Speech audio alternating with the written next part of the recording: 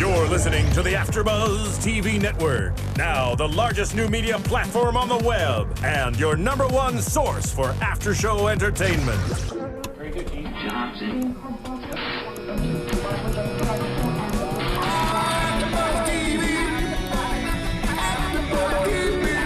From the AFTERBUZZ Studios in Los Angeles, California, presented by Maria Menounos and streaming live thanks to Akamai Technologies, this is AFTERBUZZ TV's Hemlock Grove After Show. We'll break down tonight's episode and get you all the latest news and gossip.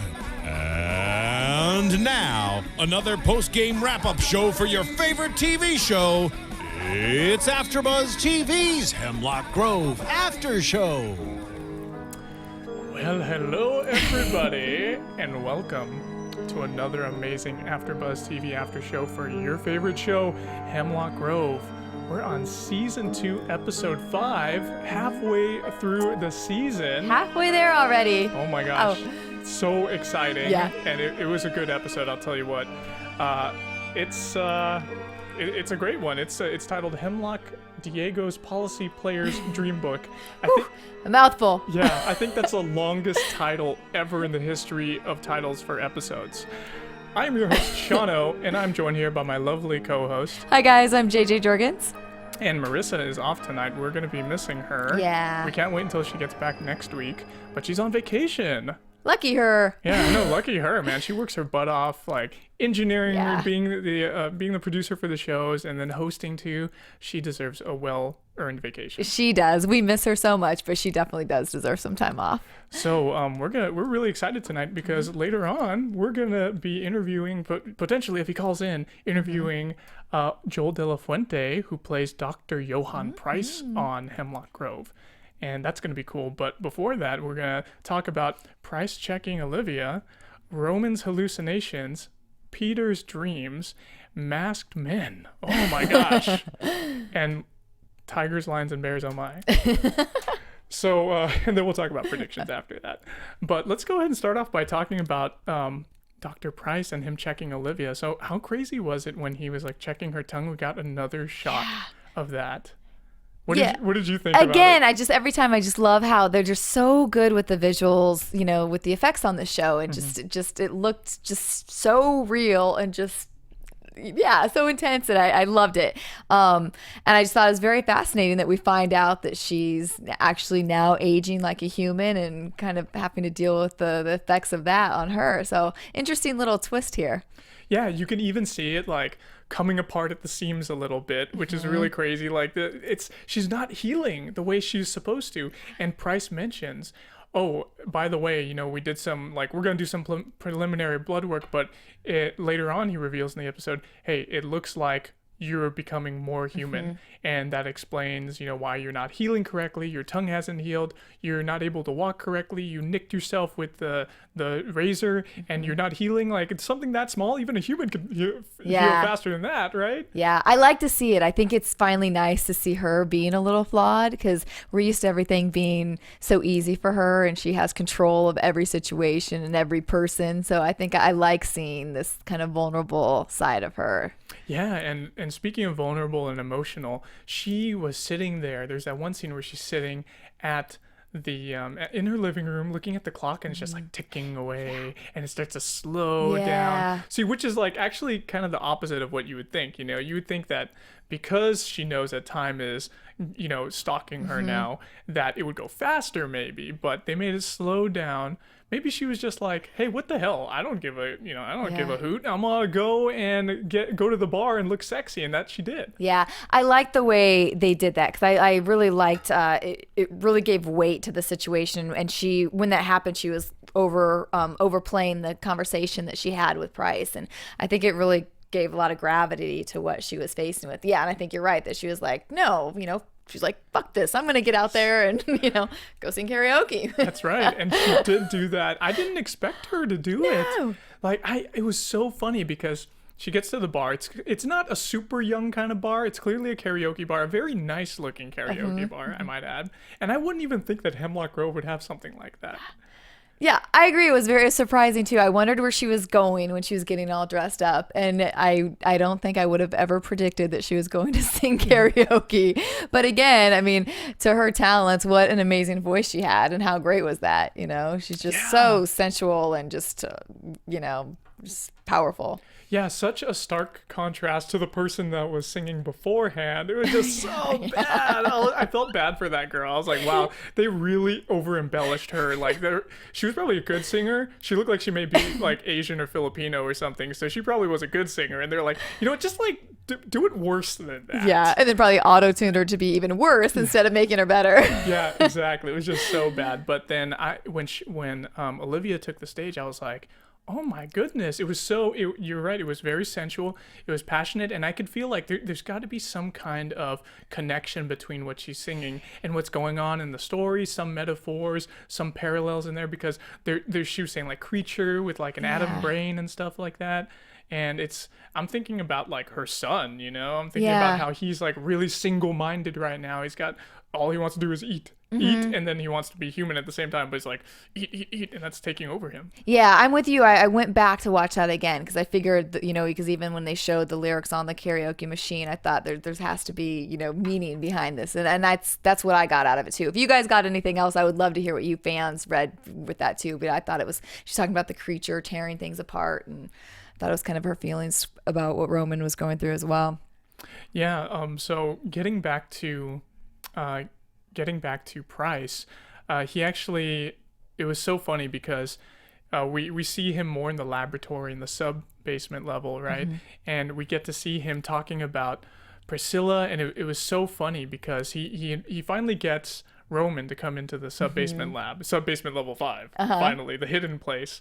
And he gets in there through that hidden door, and he starts talking about the thing that was in the tank, and now we know that was what Ouroboros was, right? So it's this human fetus that has been only grown in an external environment in that tank. And it only took, 7 months, 8 months for it to grow?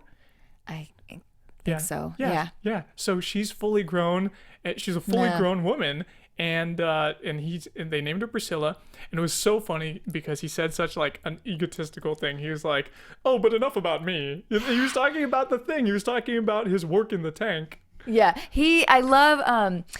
I love the advancement in the character we've had of him this season. Like he just is really like, I mean, we see him being more in control, more snappy with people, for those of people out there who are playing our drinking game we had this season about every time somebody says pee or bladder, that's not him.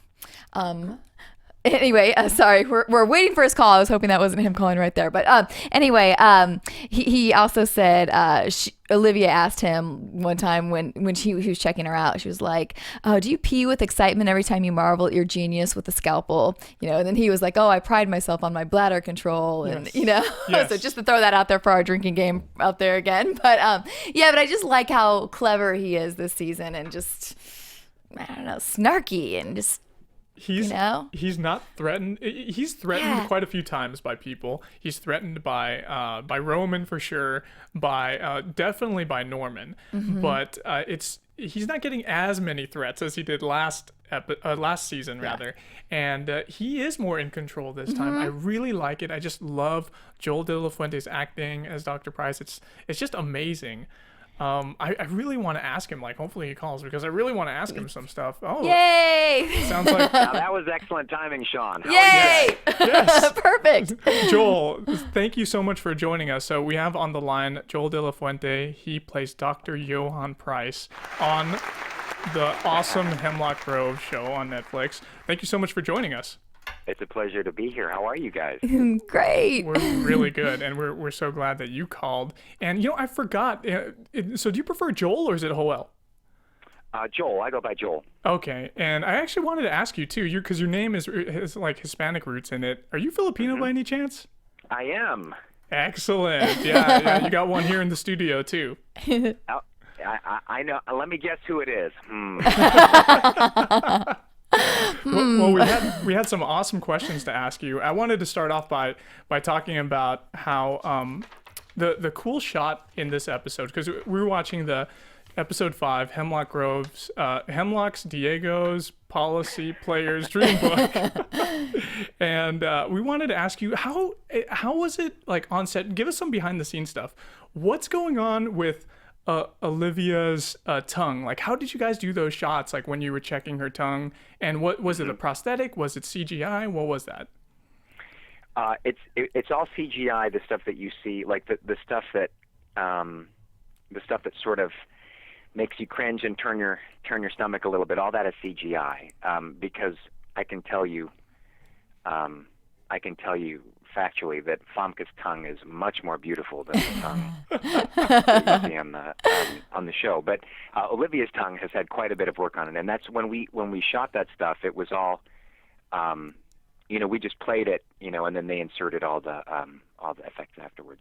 Oh, that's great. They did such a good job on that. Like, it literally looks like her, like a tongue. And it just, I don't see any, because some of the effects, like, I can see where some of the effects on the show, they're so great. Like, the wolf this time, obviously Olivia's tongue. But then there's somewhere I could see, like, oh, okay, those, like, tumor things, like, they don't really matter so much. So it was like, like, whatever. Right. I think, like, overall, I think the effects and the production, like the production team, just they took it to a whole new level this year. And I think sometimes, I totally underestimate how much work those guys had to do. I mean, the number of effects that they were going for this year and the amount of work required was pretty daunting. When I think about the work that our department, the acting department did, I thought we had a lot, but those guys, not only do they have like all this work to do, they have to make it seem seamless all the time. So you're not even supposed to be paying attention to the amount of work that they do. And I guess, it's to their credit that I didn't really think about it all that much until, we were watching it way later, that it suddenly hit me. Wow, those guys are really putting in the time. Along those same lines, can you tell us what kind of things make up the stuff in your lab, like the liquids and then the type of like bodily parts that Roman eats from you? Yeah, the nutrient concentrate. Yes.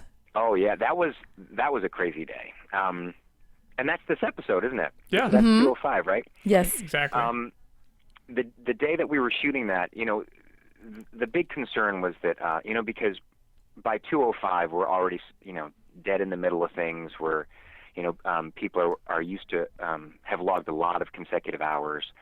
So a lot of prep time, a lot of the time that you have before you get started, where you can do some advanced preparation, you've sort of lost all that time. So you're trying to do 3 things at once. Like you're acting in an episode, they're trying to, wardrobe fit you for the next 2 episodes, then you're having a makeup test for something else. And this is kind of a really, everything was building up to what, how Roman was going to feed. And I remember that, hours in advance or maybe a day or 2 in advance, the lead time had shrunk quite a bit. So they were very sensitive about trying to get Bill involved in that situation as quickly as possible, because not only was he going to be heavily involved in it, he was going to be eating it, he's going to be rolling around in it, he was going to, so, we would be working on one scene, and then someone would very surreptitiously come by and say, can we have a moment, with Bill? And then they would like open a case and present him with like, try this body part, this part is edible, this part's not edible. Like it was sort of like a wedding tasting. Oh, that's great. Yeah. So what about Priscilla in the tank on set? So was that CGI too, or prosthetic body? No, that's her. That's Oh, that's the actress. Yeah, no, that's all the lovely Alex Gordon. She, Alex really did amazing work for Hemlock Grove.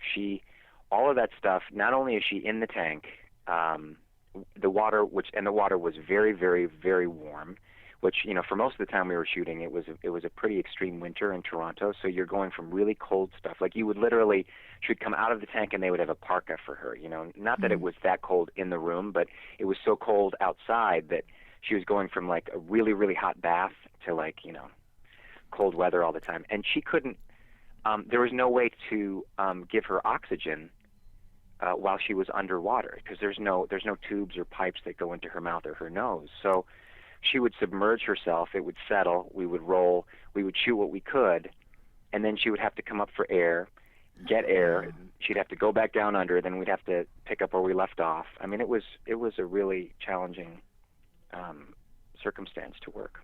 Oh yeah, that's fascinating. I didn't realize Yeah, that. yeah. I'll Oh my think gosh. about that when I you know, watch those and scenes. then and for her to do that all year, and then when have you guys watched the whole season? Am I allowed to talk Yes. about the whole Yes. season, Talk or- about Yeah. anything you want because we've watched every episode. Our fans Oh, at great. home, be sure to, this is a spoiler alert for everybody.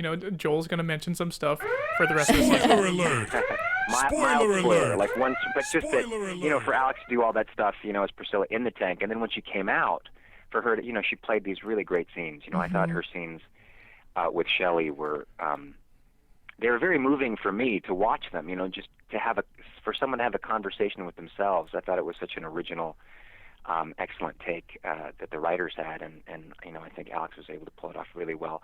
Of course, with Maddie, who's just brilliant. So. We saw a lot of growth in your character this season. Can you kind of talk about how that was for you? Like you really first of all, you had so much medical terms to learn, but then also you were much more edgier this time, talking back with people, and just really, can you talk about the growth of Pryce this season? Sure, and thanks for asking that. One of the really interesting things coming into season 2 was that it was an entirely new writing staff, and that was really exciting and also really challenging for everybody because the writers are all amazing and they were looking forward to helping build on this world, but they also weren't there the first season, so they were sort of trying to figure out how to honor the first season while also taking it into their into a new direction, into a deeper direction for season 2. And for them to have to juggle all of that at once while also juggling like the shooting schedule that's happening, they're in Los Angeles, we're in Toronto. It was a huge leap of faith for everybody while all this stuff was happening. So when things first got started, we had a general sense, like I had a general sense of where Pryce was headed, but I didn't really know specifically where he was going. So it was sort of like, and they weren't sure, as they were writing the beginnings of it, like what stuff, whether or not I'd be able to do the stuff they were writing for me to do or what my strengths or my weaknesses might be. So there was sort of like a feeling out process, and we just got really lucky that we got on the same page relatively quickly, I think, and it just got to be a lot of fun. Like you show up to work every day, and like every Tuesday, like new scripts would come out on Tuesdays. So like you'd show up on a Tuesday and just kind of, it's like reading like, checking the newspaper, like seeing what's happening in the world. Like, you get to see the things that they've found for you to do. And, it was funny because the first couple episodes, in the very first episode, it's the introduction of Dr. Zhelezhnova Burdakovskaya, and Shauna Mack, the actress, they just got so lucky with her because not only is she a great actress, she speaks perfect, flawless Russian, so she was helping them translate certain things into Russian. They didn't write it that way. So she's really getting to help them. They don't need someone on set to do that. She can do it.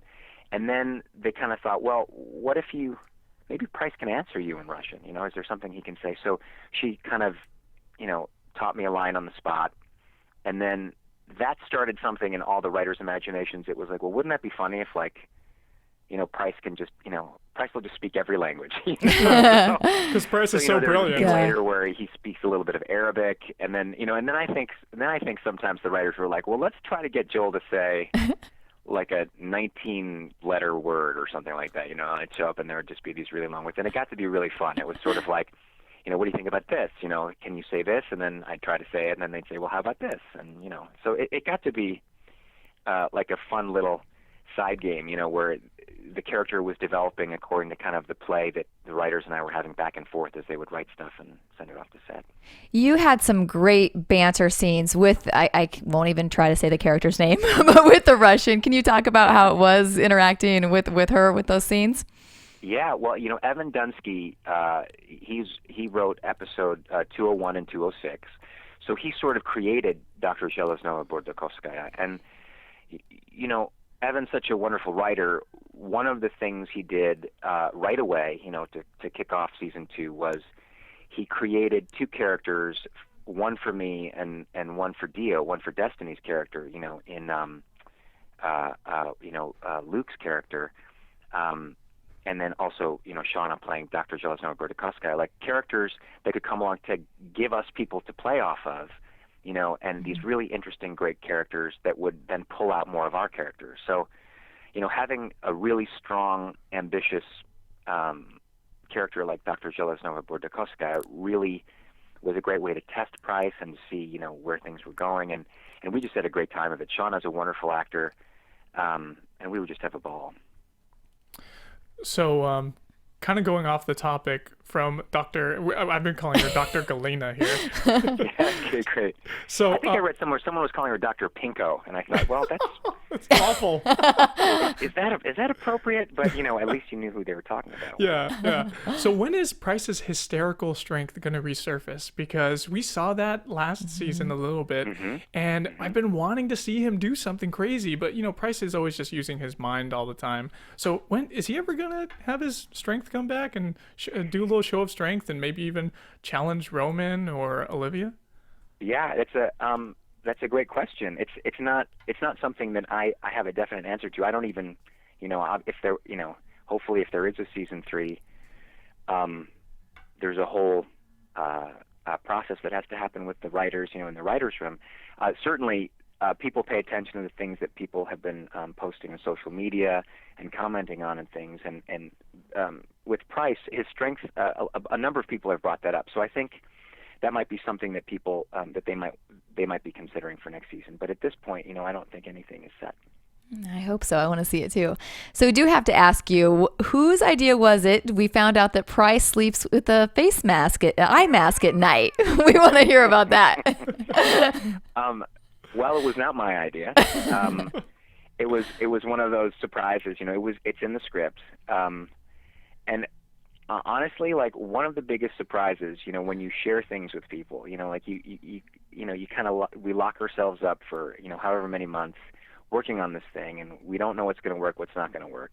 The biggest surprise, delightful surprise for me was how people responded to that sleep mask. It was hilarious. It's Chick's idea. It's Chick's script. It was Chick's thought. And here's a little something for you. Like, if you look at the script as written, not only is he wearing a sleep mask in that scene, he's also described as being surrounded by about a dozen Persian cats. Oh. Oh, wow.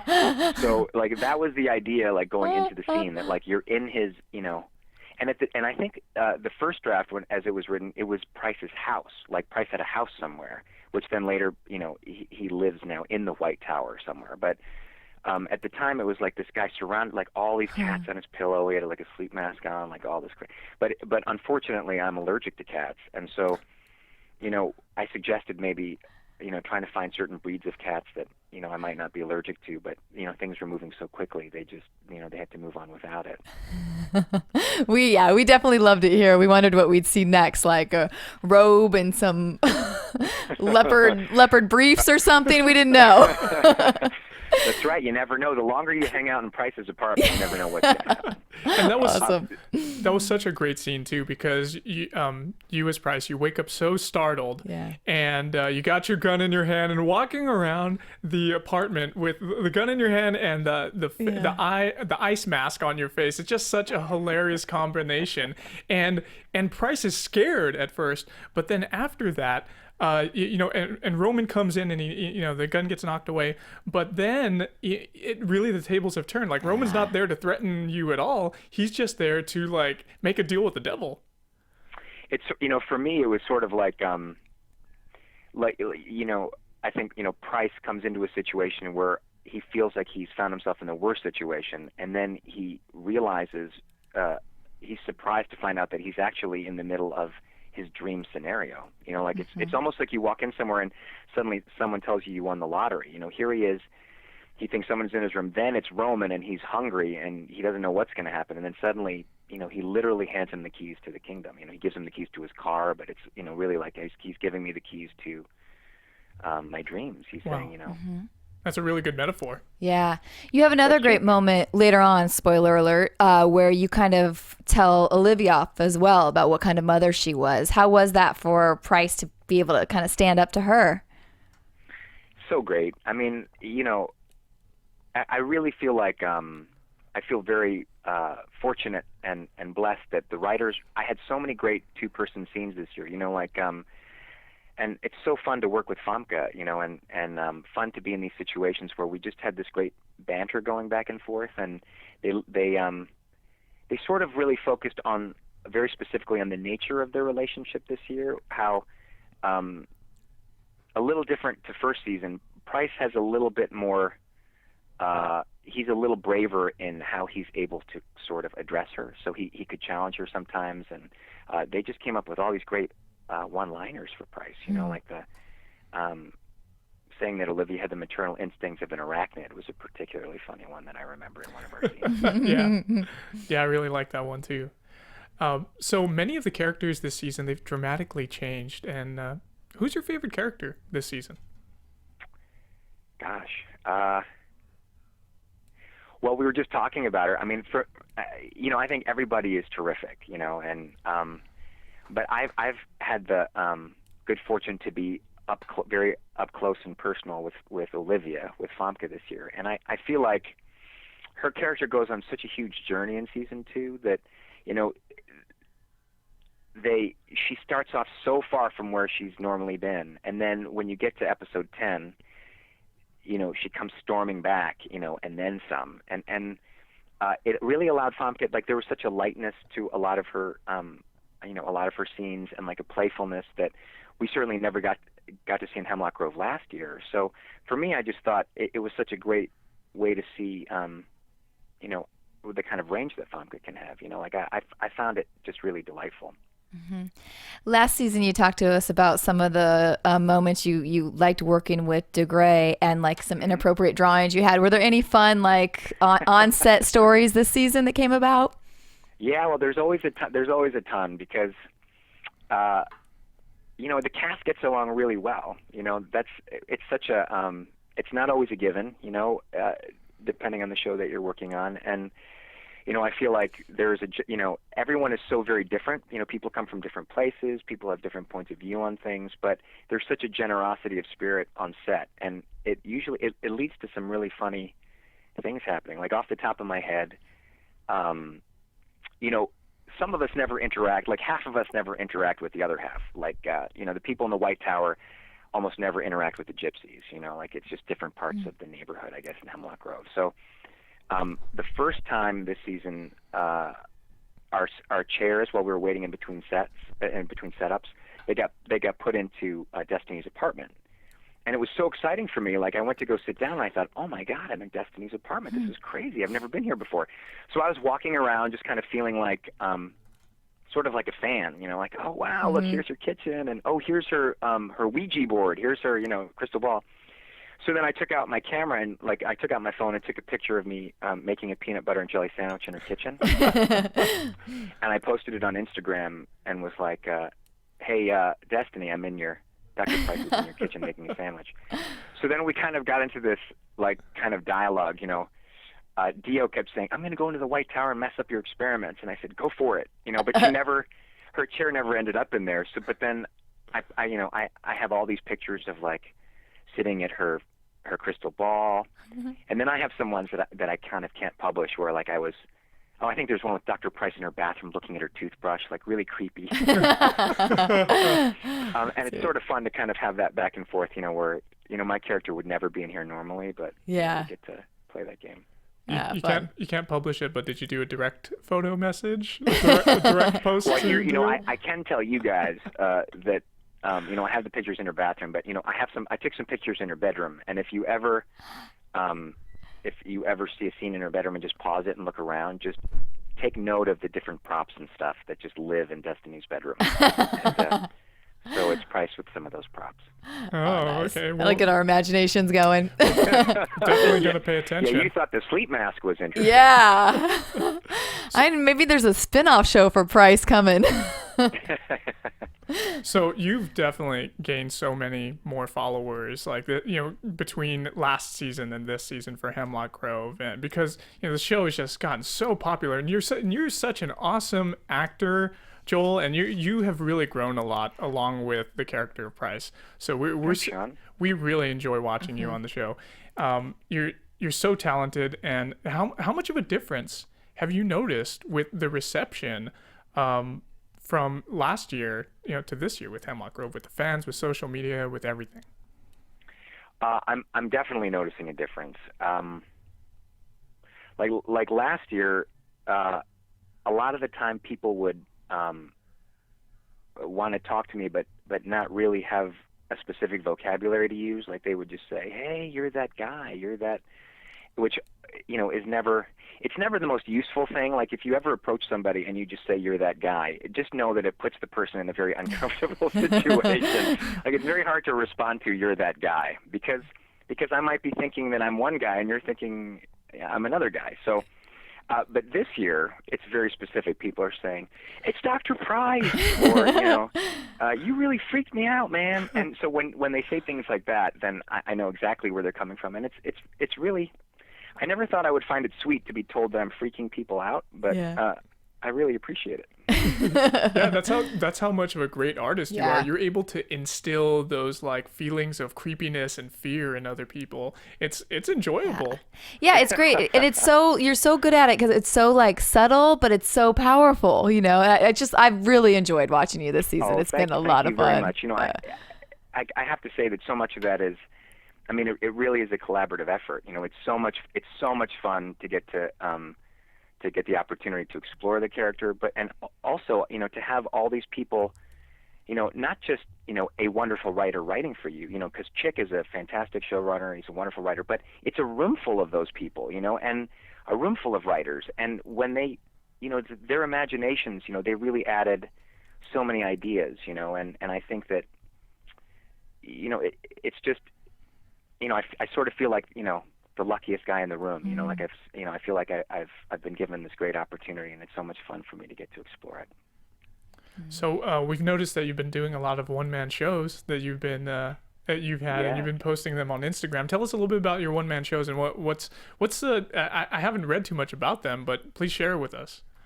Well, it's one show. I've been working on it for a couple of years. I didn't write it. This wonderful playwright named Jeannie Sakata wrote it. She's from Los Angeles. And it's about a real life person, a man named Gordon Hirabayashi, who was a Japanese American Quaker who was one of only 3 Japanese Americans who refused the internment of Japanese and Japanese Americans during World War II. And his case went to the Supreme Court and he lost. And then 40 years later, they found all this evidence that sort of exonerated him and proved that it was completely unconstitutional for that to have happened, and he was sort of vindicated. But this man is so interesting, not just because of his activism, but he was such a great free spirit and lived such an interesting life and dealt with his problems in such a particular humorous, enlightening, inspiring sort of way. And so this story, this one person show, sort of follows his life and what happened to him, and I get to play 36 different characters over an hour and a half, and to tell the story that not too many people know about. So we're trying to take it to as many places as we can. It's been very, very gratifying. Well, if you get to LA, let me know. I definitely want to check out that show. I would love that. That's I would love to take it to Los Angeles, and I would love for you guys to see it. Anything else in the works that we can look out for? There are a few things that I can't really talk about right now, but things that are very exciting, and I guess I would encourage you all to follow me on social media if you're not already, and as that starts to come out, it will I'll put it on there. Great. So 3rd season of Hemlock Grove in the works? I know that there's the 3rd season is in the works in many of our individual minds that are involved in the show. Whether or not it becomes official has yet to be made known to anybody. So I would imagine that there would be word one way or another quite soon. I would imagine within the next couple of weeks. If so, anything that you'd really want to hope that they write for Pryce for that season? I'm a big fan of sort of wanting, I would like to know more about what his life was like how he ended up at the White Tower, sort of like an origin sort of episode. there are a whole bunch of things that are sort of intimated at, and a bunch of things talked about in the book, that some of which made it into the first season, and then there's other things that are sort of introduced in the second season. And I would just love to explore that part of it. Would love to see, his super strength, and what that, like, where it came from, like if it's just something that he was born with, or if it's something that is the result of an experiment, and if so, how else is he experimenting on himself? Yeah. Well, Joel, what's the best place for fans and followers of AfterBuzz TV to follow you at? There's Twitter, which is at my name, and then I'm pretty fond of Instagram, and I posted a bunch of pictures, and little videos from behind the scenes and stuff during the first 2 seasons, and I have a whole bunch more that I haven't posted that I may be posting, like start eking some more things out over the next few weeks. Please do. Yeah, and I guess also there's I have an official Facebook page, which is I guess it's facebook.com/the Joel Deuente. Oh, excellent. Well, Joel Deuente playing Dr. Johann Pryce, one of our favorite characters on Hemlock Grove. Thank you so much for joining us this evening. Yeah, thank you so much. It's a pleasure, you guys. It's great. It's so fun hearing you guys talk about the show. Thank you so much for your support of it, and hopefully we'll have many more episodes for you to talk about. Yeah, we hope so too. Yeah, and Marissa wanted to make sure we said hi to you from her too, from her as well. Hey, Marissa. Okay, thanks, Joel. Take care. Thanks so much for your time, you guys. Thank you. Bye. Bye. Oh man, that was Yeah. great. Woo, bravo. Love Price. Yeah, Dr. Pryce. It's him, I think, and Chusser. Those are my favorite guys on the show right now. I love them. They're so great. So we're running out of time. Yeah, here. we'll have to cut through the rest of it pretty quickly. Yeah, so let's go ahead and we're talking about Pryce and Olivia a little bit. Let's go ahead and jump to our next topic.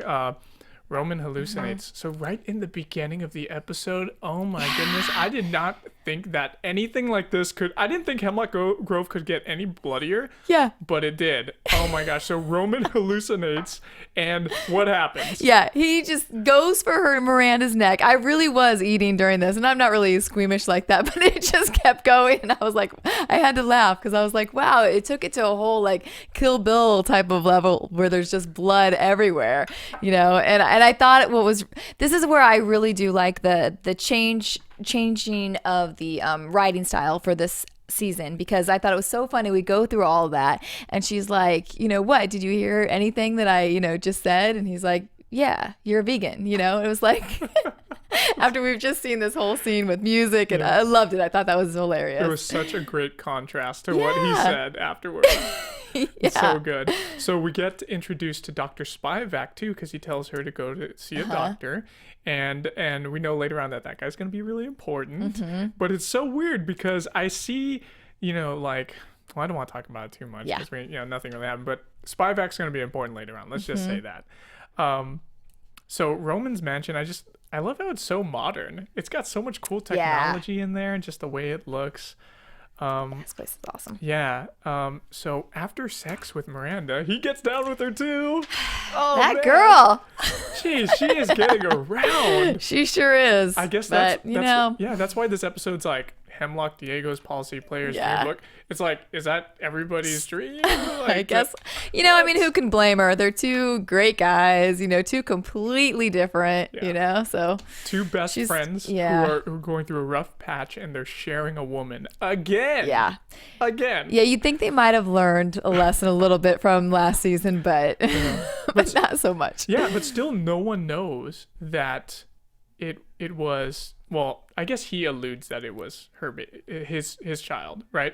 But but the thing is, does Peter know that? And I know they're going to talk about it later on in the season, but I don't think anybody else knows that, like, it's his except for him and his mom. And then now he told her, but he didn't say it was with his cousin / half sister. Yeah, he left that detail out. Yeah. Wow. So even after sex with Miranda, nice scene, by the way, he's still hungry. Yeah. Even after he went to Pryce's place and got his fill of that stuff. Yeah. So did he like yak it up, or like just not drink enough of it because he was still hungry.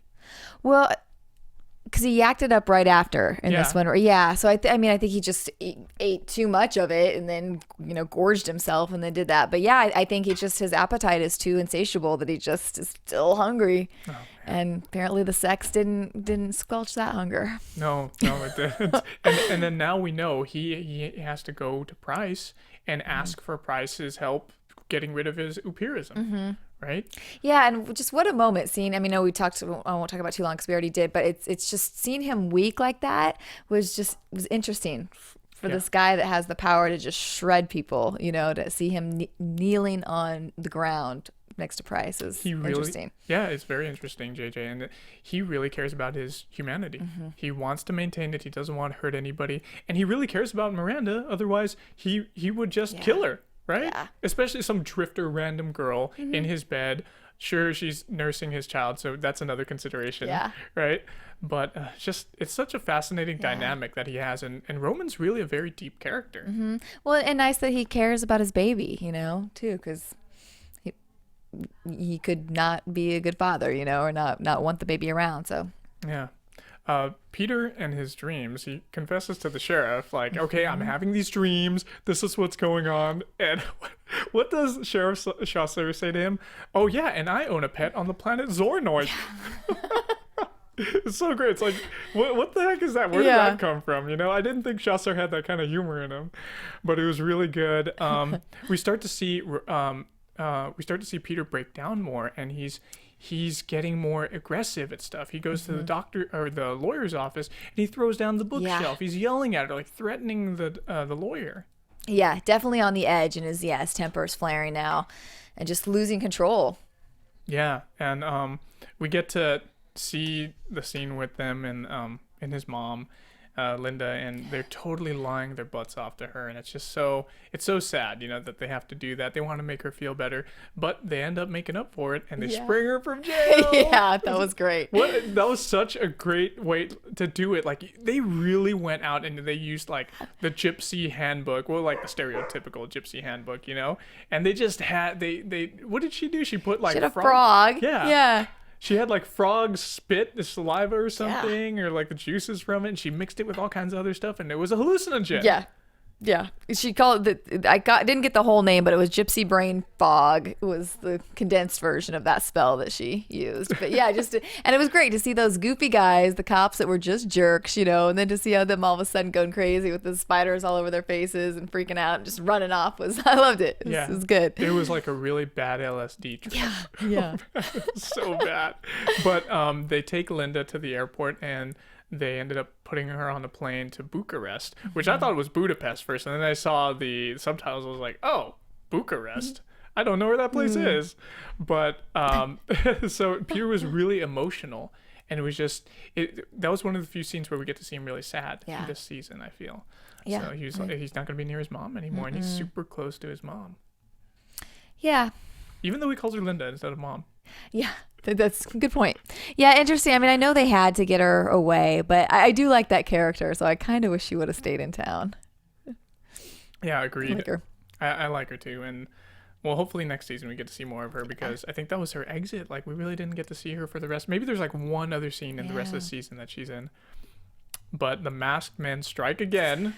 Those creepy guys. Those bastards. Yeah. They can't get, even with the kid that gets away and the mom that gets away, they still go after them. And Peter's visions came true. Yeah. The dog was there. The German Shepherd was there on a billboard. And we get to see well, we don't get to see a boy drown, but the boy obviously got drowned in the tub. And the mother suicided herself, apparently. Masked Man had something to do with that. Or thrown off the 10-foot story or however long it was. Yeah, exactly. So this was, I really like this episode with everything that happened with Pryce that we got to talk about and go in detail with, and Roman stuff too. Yeah. Really heavy. It was a lot of stuff in this episode, which I think great for like now that we're at the midway point, things are really cooking. So they are fun. They are. It's. I remember when I was watching it, I was just like, dude, this is just getting better and better. I can't stop watching it, and it's so enjoyable. But so we don't have any news and gossip because we actually talked to Joel, and we're actually running a little bit late. But we're gonna talk about our predictions. And now, your AfterBuzz TV predictions. Well. So I think Roman is going to be cured, in a way, not completely cured by next episode, but it's only a temporary fix. I don't think it's going to be permanent, especially with Dr. Pryce. You know, I feel like he's going to be slowly killing him. Like, this is his opportunity. Like, just like Joel was talking about on the line, this is his opportunity. He got exactly what he wanted. He won the lottery. He's getting the Godfreys to come to him. And who knows how many years he's been helping Olivia, feeding her, right? Maybe he's doing something to all of them. So maybe he wants to control Godfrey Industries and have it all for himself so he can run it the way he wants. And or maybe even unlock the power of Upir for his own uses, so he can be invulnerable and invincible, and who cares if he drinks blood? He can make all the blood he wants, right? And make himself immortal, so he can just keep doing all these crazy experiments. I feel like Maria's gonna come back thanks to Pryce. That's what I was thinking of when I wrote this, but we know that's not necessarily gonna be the case later on. And we're gonna see Pryce sleeping with facial cream next time. That's funny. I am a little guilty this time because I was always one behind while you guys were ahead on all the episodes. And this was to the point where I was like, oh, I'm going to watch one more. So I just wrote like a couple quick things down. And I wanted to see, I was like, we're going to see more from Pryce as far as like funny things that where he lives or what he wears, or like I said, maybe the robe and the leopard boxers or something like that I thought might come out. And then I also noted that I just thought there was something strange about the doctor. He just was so I didn't know what to pinpoint, but I just thought that he was one to keep an eye on. The other doctor, Dr. Spivak. Yes, right? Yeah, that she goes to visit, but yeah. Yeah, he was so nice. It's like almost creepy in a way. Right, that's what got me. I was like, he's just a little too, I don't know, and just some of the questions he was asking, or just it's like, You know what? With him, where I got like I got a strange feeling like he was when he dismissed the nurse too. I was like, is he gonna come on to Miranda? Is he like getting the nurse out of here so he can like just rape her or that's kind of what I thought it too. Yeah. I was worried for her at first as well, because I thought, I don't know, so yeah, there's something creepy about him. Yeah, and he was like, call me anytime. Anytime, give me a ring. Yeah, Ever really anything. forced. Yes, that exactly, and he kept reiterating that. I was like, okay. So I was like, this guy's just little... he's just like he's either super caring and super nice, or he's a creepo and he's like an evil guy waiting in disguise, right? So we get to find out more about him. We shall see Later on. But that about does it for us here on AfterBuzz TV's Hemlock Grove podcast. Thanks to our engineer in the booth, Phil Svitek, aka the executive producer of AfterBuzz TV, for doing our show. And thanks for Joel De La Fuente, aka Dr. Pryce on Hemlock Grove, for getting on the line and giving us an awesome interview and discussion, behind the scenes stuff, cool stuff that we did not know about the show. We miss Marissa. She will be back here next week. If you guys want to give us a follow, give me a follow at Sean Austino. That's SeanAustino on Instagram and Twitter. And I'm at JJ Jurgens on Twitter and Jurgens JJ on Instagram, or at my blog on tomgirl.tv. Thanks so much, guys, and we'll buzz with you next week. From executive producers Maria Menounos, Kevin Undergaro, Phil Svitek, and the entire AfterBuzz TV staff, we would like to thank you for listening to the AfterBuzz TV network.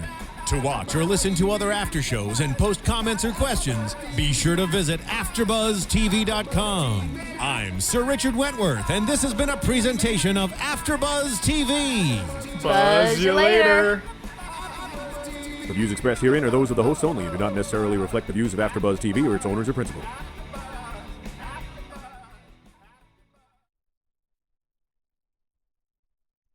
Thank you for watching AfterBuzz TV on YouTube. For more of your favorite after shows and interviews, subscribe to our channel here, and be sure to share your opinion on the episode in the comment section below here. We'd love to see what you guys are buzzing about. Thanks again. Buzz you later.